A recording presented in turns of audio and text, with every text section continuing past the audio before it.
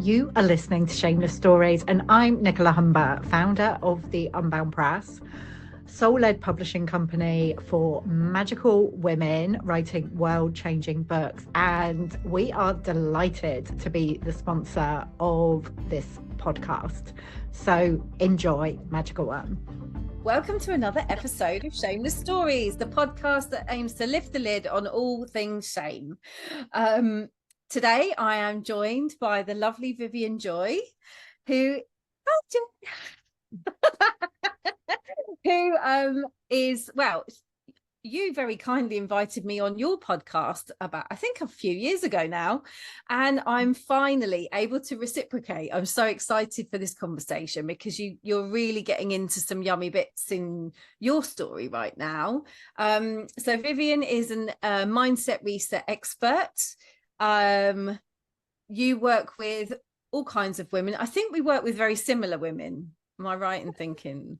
Men and women, really, but my business started off being called She Enjoys, so that kind of set the precedence. But really, the business is about me enjoying. That's the kind of the name of the business came from me, really. And I'm Vivienne Joy, so the word joy is in my world, my life. So yeah. But typically, most of my clients these days are people that want to change the world in some way. So they typically coaches, consultants, mentors, trainers, people that are educating, inspiring, motivating. They're my ideal clients. Yeah, my mission is to help them get that courage and clarity and build their business, build their skills so that they stand out in a marketplace. That's essentially what I do, and love every minute of it, as you can probably tell. Yeah, I do. Yeah, and it's not just about your clients standing out, because you're currently going through your own visibility journey right now, aren't you? Forever, but yeah, most definitely at the moment through a weight loss journey. So I've got a mantra I've used my whole life, Sarah. That is the truth will set you free. Yeah. And fortune favors the brave. And these two together create this fearless version of me that is like, let's just get on with it. Let's do it. So I tell stories that people are scared to, I don't mean from, oh, poor me, because I'm really not that person at all, but from how I overcame things, how I felt during it, like the real warts and all side of things. I think some of that is because my family have all passed away, so I don't really have anybody that can go. I can't upset my mum because she's been passed for 23 years, or my dad because he passed 8 months later. I've got no, siblings, or there's nobody in the world that I can upset by telling a story. And I think people don't tell their stories for fear of, oh, well, what will my grandma think, and what will my brother say if I told him what really happened that night? Like there's a whole load of stories that we won't tell for fear of the ramifications of others. I don't have that in my life. I've got an ex-husband who is an incredible husband. I've got nothing but positive to say about him, who was really quite supportive when I came out as gay 10, 11 years ago. So there's been that story, and I think that story started it off. I think once I realised a part of myself that I didn't know was there, and that's a true story as well. And I started to have to tell people how I was feeling and what I was thinking. Everything started to shift and change in my world. So, those true stories, the truth will set you free, most definitely. And at the beginning of this year, I started taking Mounjaro weight loss jabs, GLP-1 injections. And there's over 500,000 reported people taking it in the UK already. So it's taken the world. So with that comes controversy and people slating things, and people don't understand things. They are very ununderstanding. So there's been a lot of that, and of course, in the same vein as I share my business journey and my love life coming out and the load of addictions and compulsions, I'm a reformed gambler. I've had drug addiction, drug addictions is probably not the right word, but compulsions, definitely. When I was younger, A-class drugs, I used to smoke, shopping addictions, sex addiction, everything you could imagine from ADHD. So the more I start to tell the story, it just rolls off my tongue, as you can tell now, Sarah. It's normal talking about these things. But when I first started out, it was like the shame, like, oh my God, people know that I used to have this problem with gambling, which was born from parents that were essentially, I didn't realise it at the time, they were compulsive gamblers too. We used to go to bingo, very innocent, kind of harmless, people over the world go to bingo, and they, have an odd flutter. But for my family, it was the thing. Some families are to, I don't know, going to the park. We were going to bingo, so it was normal. On my 18th birthday, I spent the whole day and night in the bingo hall. know, when I look back at that, that's not normal. 18-year-olds are usually going out drinking with their mates, aren't they? And I did that afterwards, essentially, but very normal upbringing for me. So, you know, wasting money essentially in slot machines was my normal. And, you know, I realised that actually my mum did it to get over a lot of real trauma in her life, and I picked up that behaviour. So when I then trained to be a mindset coach, an NLP master and trainer, I started to unpick some of my own story and realise the power of it, and realise that, you know, who I've become is because of some of this stuff.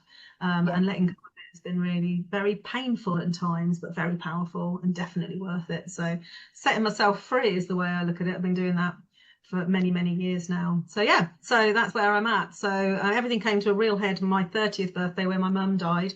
She'd been very ill with cancer for a year. It had been a very traumatic year. And then 8 months later, my dad passed. And what happened was all of the compulsions and addictions that my ADHD brain had been loving from a dopamine hit all went into overdrive, every single one of them. I was doing loads of drugs, I was gambling, I was eating everything in sight, but of course I was doing loads of drugs, so I didn't put on weight. But everything, shopping, buying loads of clothes, I was the slimmest I'd ever been. So when I look back at that part of my life, I was just doing my best to get through it all. You know, these are coping strategies that people create. They don't know they're coping strategies. I mean, I could have created any coping strategy. It could have been the gym. I look back and think, why didn't you create going to the gym obsessively? No, mine had to be the opposite. So some people's coping strategies don't show to the world, but when food is your main one, which I learned when I was 13 years old and I was bullied really badly through school, and you eat compulsively, obsessively to emotionally change your thoughts, your feelings, your you know, every part of you, it's all socially acceptable, isn't it? Like, we never say, oh no, don't have a dessert when a group of girls go out for dinner. They're like, oh yeah, have a pudding, it'll be fine. Yeah, you can diet tomorrow. Have another glass of wine, have a cocktail, it's very normal behaviour to give, not just give permission, but entice overconsumption. So that was the most normal part, was basically the food.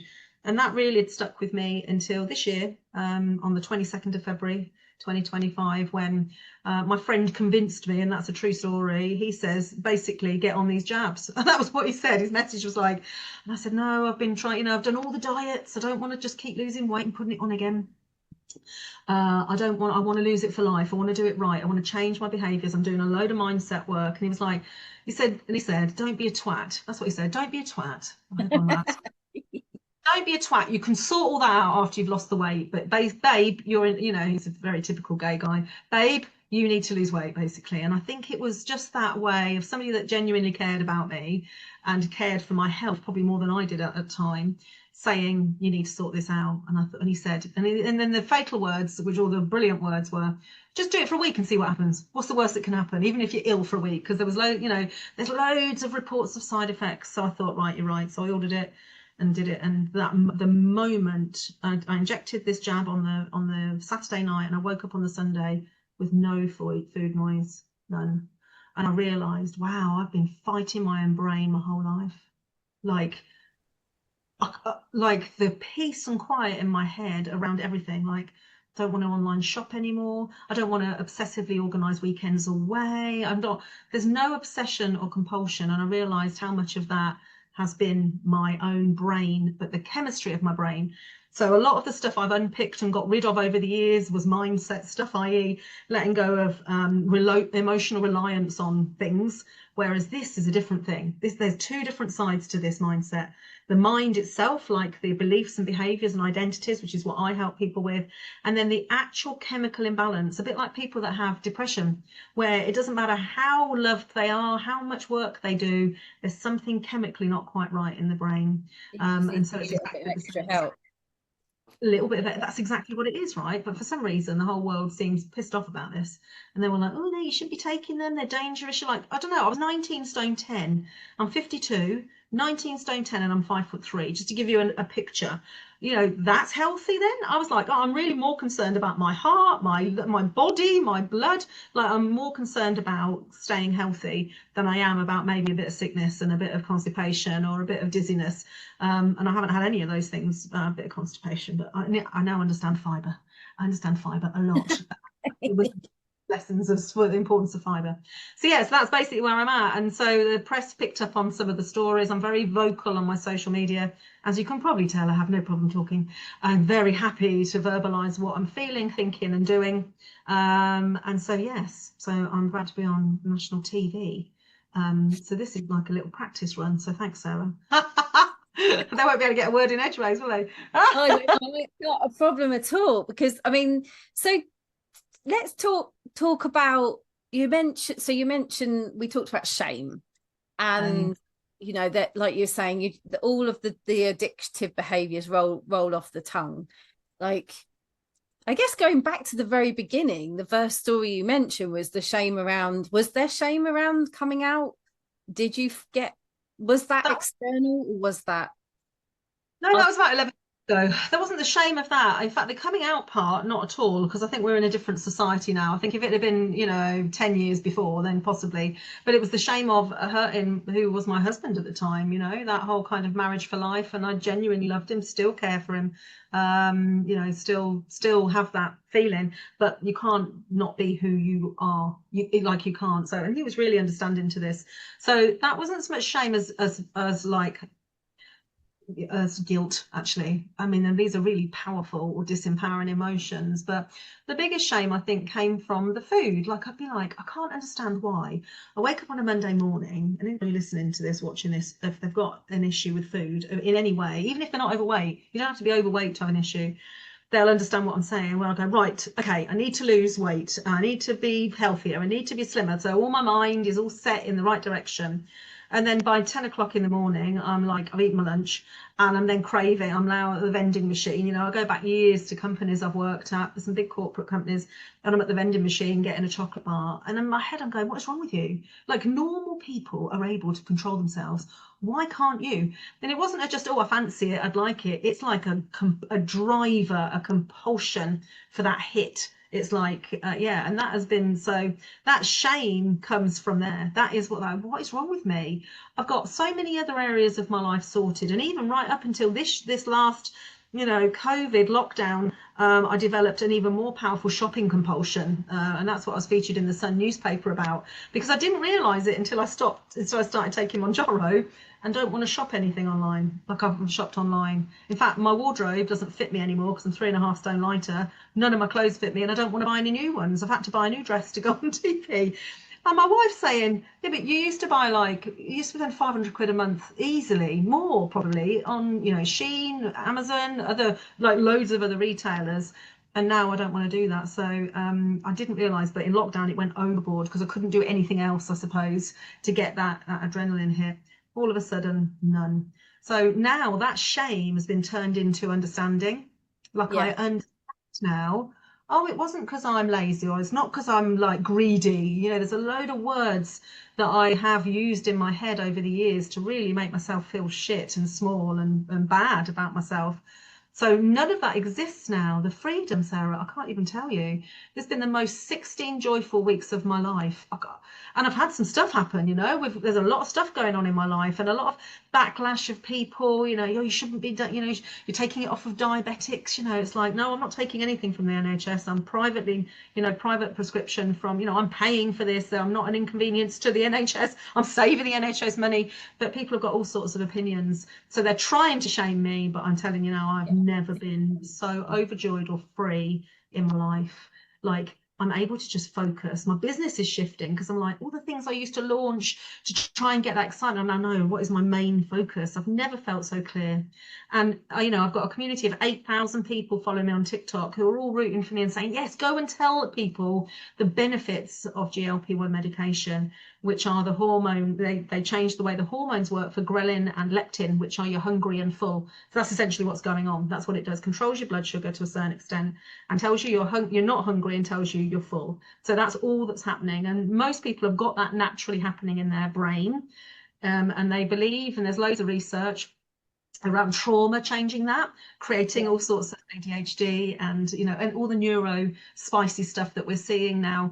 They're saying, and I say I've seen lots of reports on this, and I'm not anybody medical, obviously, I'm just somebody who's very nosy. They're saying that this causes that, and I had a lot of that in my childhood. A lot. I was bullied really badly through school, so much so we had to move house. I was raped when I was 16 by a guy who I was seeing, his best friend.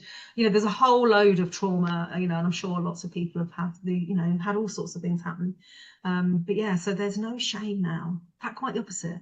So now the TV have just asked me for like photos, full-length photos of me when I was younger, and I'm like, they don't exist, I'm afraid, because not only am I old and we didn't have photos like then, they didn't exist, but I've been avoiding full-length photos. I've been hiding behind people, and for my whole life, even when I was slimmer, I thought I was fat, right? So yeah, finding full-length photos is my biggest challenge in the world right now. Oh my gosh, like that's just like there's just so much there.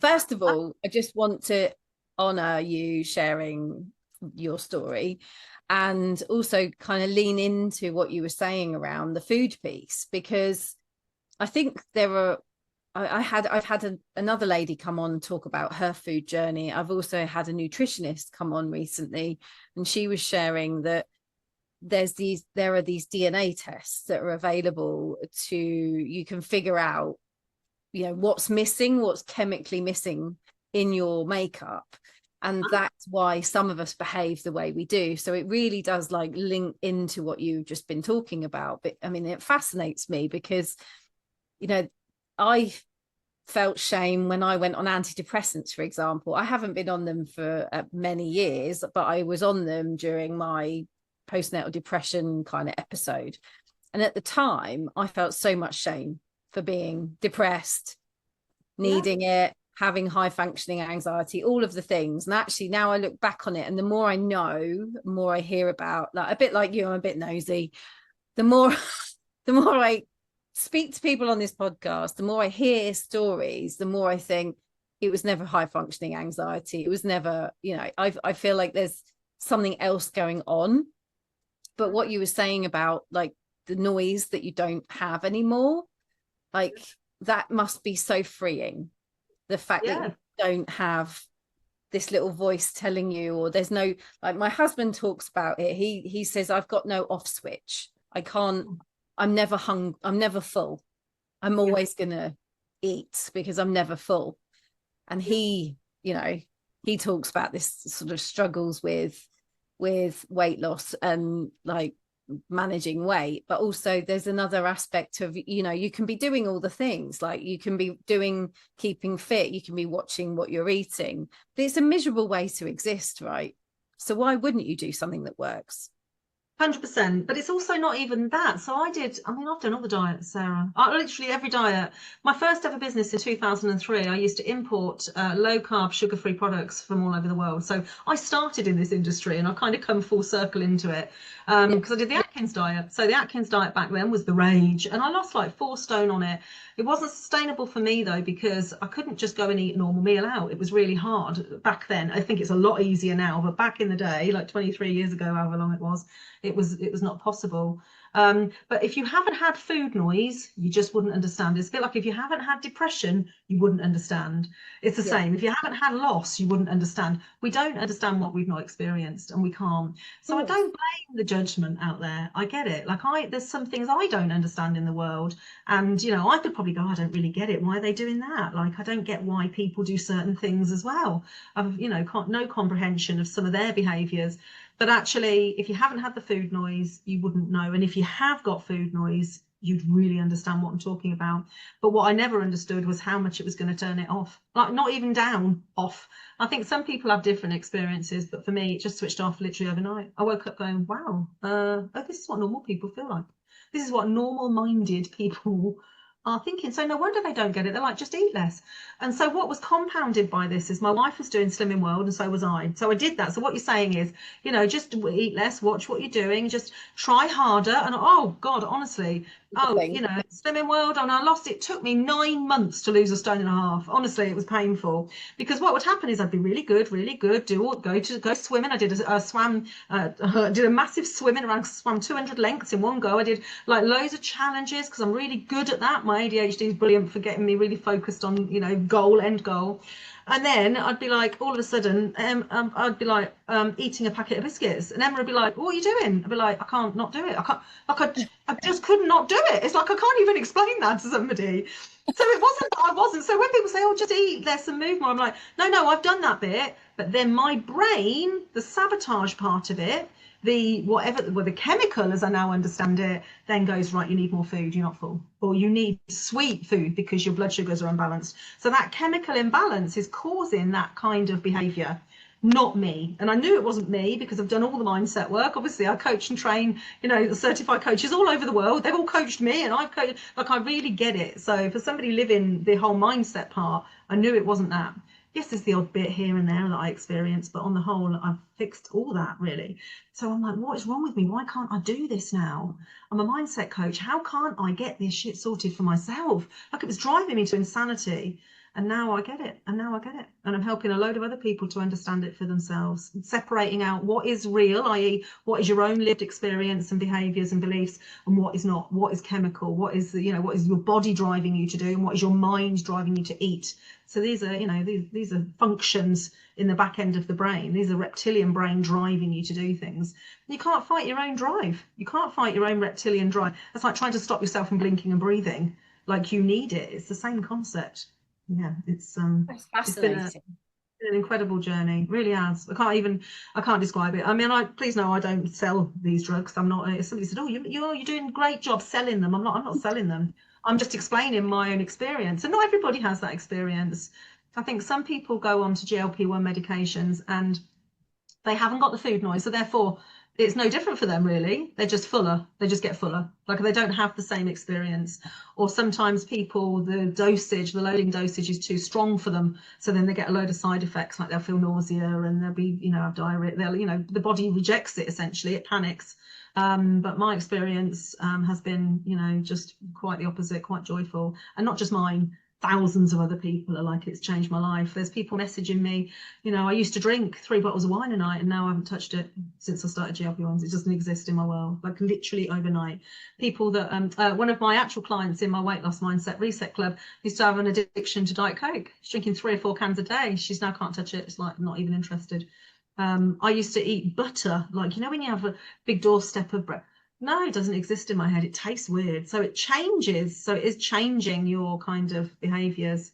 And we are more of what we practice. So the more we don't eat something, the less likely we are to ever really go back to it. So yeah, it's fascinating. It drills down into what it is that was really like, what you were really like cottoning onto the Diet Coke thing or the butter or whatever. I find that fascinating, that it's sort of almost intelligent enough to like zone out the things that you been reliant on. So what it does is so what they're saying is it affects the pleasure part of the brain. So anything that was giving you that dopamine hit, that pleasure, it removes. It does alter your sex drive. That's probably the only negative of that. Definitely it alters your sex drive. So anything that delivers the pleasure to you, you don't need anymore, because you don't need it. You're not needing the dopamine.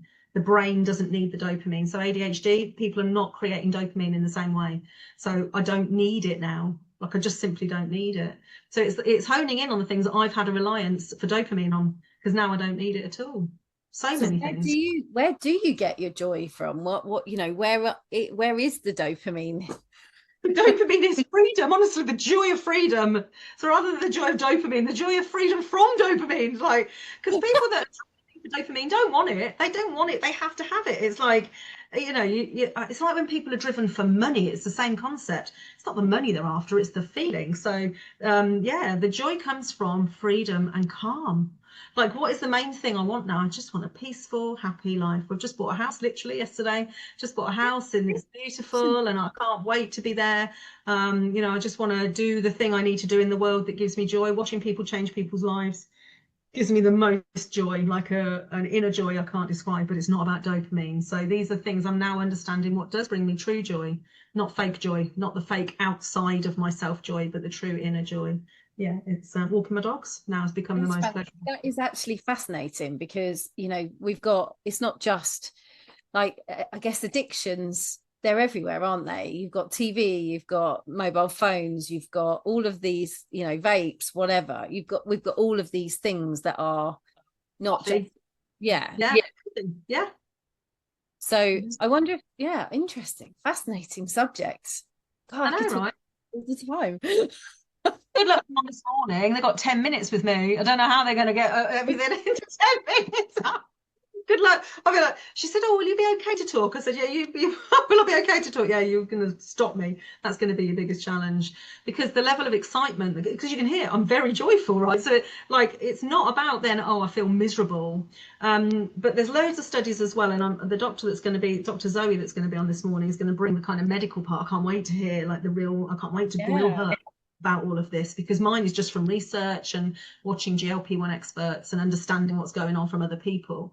But there's a lot of evidence around it being, because of what it's doing, to be able to cure addictions. So, you know, I think they'll probably start trialing it. The other thing is what GLP-1 medications do, they're antagonists. So what they do is they reduce inflammation in the body. So what they're saying is essentially, and you'll see lots of reports on this is not me saying it, by the way, about curing cancer, because, you know, cancer is created by inflammation in the body. So there's so many people with fibromyalgia and lots of inflammatory diseases. Everyone, you know, all their markers have gone down, and they're feeling better. They're feeling better than they ever have. One of my clients who had fibromyalgia, her symptoms have lessened so much that she's been able to start doing step challenges, and whereas before she literally couldn't get out of bed on some of the days. So some of it's mindset work, but most of it is the inflammation going down in her body. So many health benefits to this, so many that I probably don't even know about. It's just my lived experience has been around my mind. And it, you know, the friend who originally convinced me into this, which I'm very grateful to him for. Obviously, I definitely owe him a pint, although he's still on Monjaro, so he doesn't drink either. So I don't know, if we meet up, it will probably be for a latte. I don't know, sort of an iced latte. But he started doing park runs, so actually you start to replace it with good behaviours. But he's on ADHD medication, so I'm really starting to see that kind of people with ADHD, it affects differently. And he's been able to come off it because he said it's the same, it does the same. So whatever is this GLP-1 is doing, it must be very similar to ADHD medication, turning everything down, turning it all off, normalizing that kind of brain chemistry, the same as, you know, well, our HRT does the same. It changes the hormones to make sure you've got the right level of hormones, so you're not going through all those terrible perimenopause symptoms, doesn't it? It's like contraceptive pill changes the hormone balance, so you can't get pregnant. So, you know, these are just hormonal based medications, of which we've got loads. You know, people who have thyroxine for having, my mum had her thyroid removed, so yeah, that can't create thyrox, whatever it is that they create in the thyroid, whatever that. It's exactly the same. It's exactly the same. I think the problem is, and we will talk about this, is there's a lot of people misusing it. There's people who don't have a BMI that they suggest, people who are already slim that want to lose a stone for their holiday and be a size 0. You know, like, there's a lot of this sort of stuff going on. There's a lot of people selling it on the black market. I don't have any involvement in that, obviously. I don't see that side, but I see people talking about that side, and really quite emotionally, you know, because who knows what's in it. It's like if you bought drugs, which I used to do a lot of back in the day, you don't know what's in it, got no idea. Same if you're not buying it from a licensed prescriber, you haven't got the support. They're not checking if you're the right physiological makeup, the predisposed conditions, your weight and height and BMI and all that sort of stuff, if you're using it on the black market. And there's a lot of people doing that. I hear stories of, you know, oh, my daughter's overweight, so I used her pictures and I'm taking the medication. So there's lots of misuse, and this is the problem, right? So that's why it's out in the world as bad, because there are people misusing it. And then, you know, you've got no appetite. You've got no appetite at times. So you jab once a week, and actually what happens is, as the week goes on, it starts to wear off a bit. That's why you have to jab every week. And when you're at your height of the medication working, you're not hungry at all. Like, it's now, I've just eaten for the first time, it's 1:45, and it's only because I thought I should eat. It's not because I'm hungry. So you've got people that are just not eating, so they're suffering malnutrition. You've got to also get your fluid intake, 2 to 3 litres, and people are not doing that either. So that's why people are making themselves ill, the same as they would with anything, really. Overtaking it, not you know, abusing their body. And some people have abused their body for years, so this is no different. They're just abusing it and getting skinny. So yeah, and that's a shame. Really is a shame, because it's always the minority that ruins it for everybody else, right? Or for the people that need it. And that goes for everything, right? It's not just this particular instance. You're always going to have people that do that. Absolutely. As of yesterday, the NHS have started prescribing, but you need to have 4 or 5 of the preconditions that they're saying, and they're pretty full on. So they are starting to understand how to get it out into the wider field, and it's also geographically disadvantaged for some areas. Some areas have got it more, some areas haven't.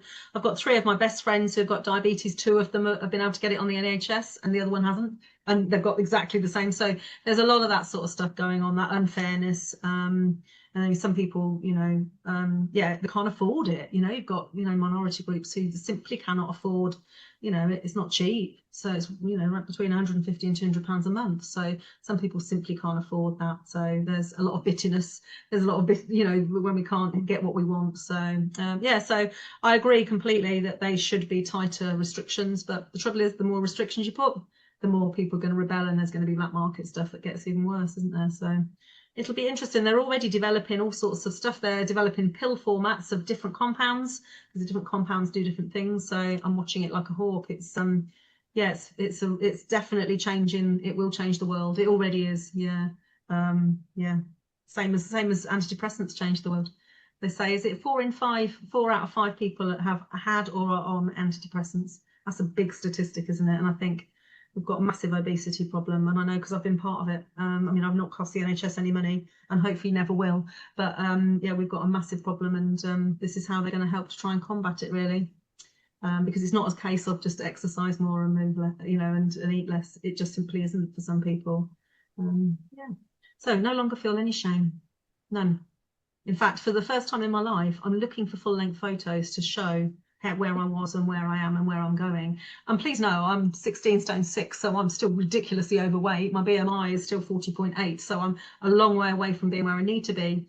But I'm proud of myself for the journey, and I'm proud for the journey I'm taking, and I'm proud of the way that I'm bringing other people on that journey, because I always said I would. So I'm being true to my own self, my own soul guidance, my own purpose, if you like, to help people, because I know just how debilitating it is. Like, for some people, it's just they can't do it. They simply can't do it. So yeah, it's beautiful. Yes, the truth. It's lovely that this is your story, and this is how it's worked out for you. And obviously, just to caveat, we're not medical professionals. Do seek advice, do speak, do be nosy, and do your research and discernment. Research too. You can research no more and speak to people of their own lived experience. I've got a Facebook community. You can come and join the Food and Diet Weight Loss Mindset Reset. There's hundreds of people in there you can talk to. But actually, more importantly, if you do decide to use it, use a professional prescriber, because they will ask you lots of questions that decide whether it's safe around your medical history, around everything. So, you're not thinking, oh, I've had this, will I be okay? Ask them. Like, don't self-prescribe and think you can or can't. They will advise how it works, most definitely. Definitely do not get it from the man next door or somebody on eBay or on Facebook. Honestly, I can't even stress that enough. That's part of the problem, really. So and just keep it real. So many secret jabbers. They even call themselves that on TikTok. Secret jabbers. It breaks my heart. Empowerment coach.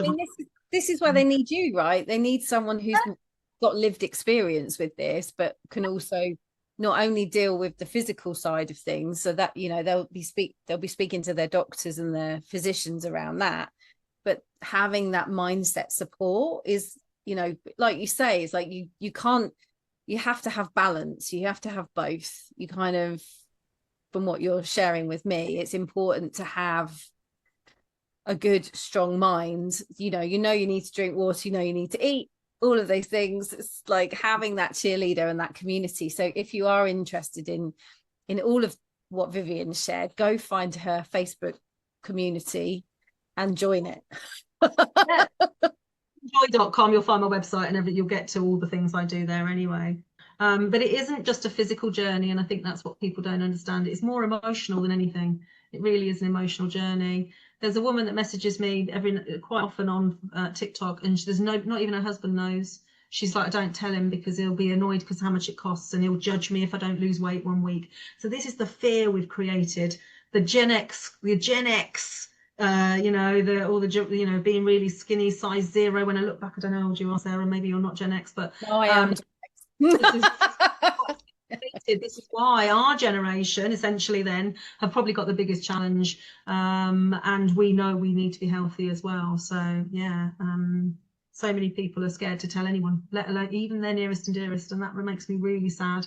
So I'm there, and they can talk to me. If you're doing this, you can talk to me. Be in my inbox. Not so I can sell you anything. I'm in my club's 15 quid. It's not even a thing. I've got a business that supports me financially. This is my give back to the world, because you need the support. Otherwise, you will just feel alone, and there's nothing more lonely than feeling like you don't belong in the world, which is what people feel like when they're overweight. So yes, it's the most joyful thing I've ever done.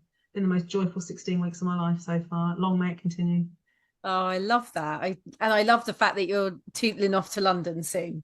I can't hear all about that. The first thing I thought was, what am I going to wear? That was literally, most people are like, oh, you're scared. What are they going to ask you? I'm like, no, I'm not scared about any of that. I'm like thinking, oh, TV puts a stone on you apparently. And I'm like, I don't need that. I'm trying to lose stones, not gain them. So that whole self-judgment. But then I reminded myself, maybe it'll just give me motivation for the next part of the journey to see myself. But it's a great marker. It's a great marker on the journey as well. So I'm documenting as much for myself as I am for anyone else as I'm going along it, to be able to look at how far I've come, because the reward center of the brain needs that. We need that. So yes, very exciting. Love that so much, and thank you so much for coming on. Is there any other words of wisdom you'd like to leave behind? Do you know what, right? Sometimes when you've spent your whole life coping with a lot of stuff, those coping strategies you've created become your only then problem. And for a lot of the time, that was me. Like, my coping strategies were my only problems. Everything in my life had sorted itself. I'd sorted it. The only thing I had problems with were these coping strategies I created. So find somebody, me or one of my coaches or anybody that can help you, a professional that can help you to understand and reset and, release your past coping strategies, because you probably don't need them anymore, and you'll be free from them, and you'll feel free, and you'll be able to achieve what you want in life. It's my lasting tip there. Love that so much. Put down the wine. Find something to go for a run instead. I've never been for a run. I wouldn't know. I'd love to be one of those. I'm just going to go for a 5K. I'm like, no, it's never in my world. No, I'm just not that person. Maybe I will be. Do I look like a 5K person to you? I like walk. Yes, convince myself into that. That's another story. But yeah, maybe we'll both do an ultra marathon next time we speak. But oh, look what happened from that day. Oh, amazing. Thank you so much for joining me today. And I'll include all the notes and all the links in the show notes, so you can find Vivienne. You'll probably see her on a TV screen near you sometime soon. And thank you again for coming on. Very excited.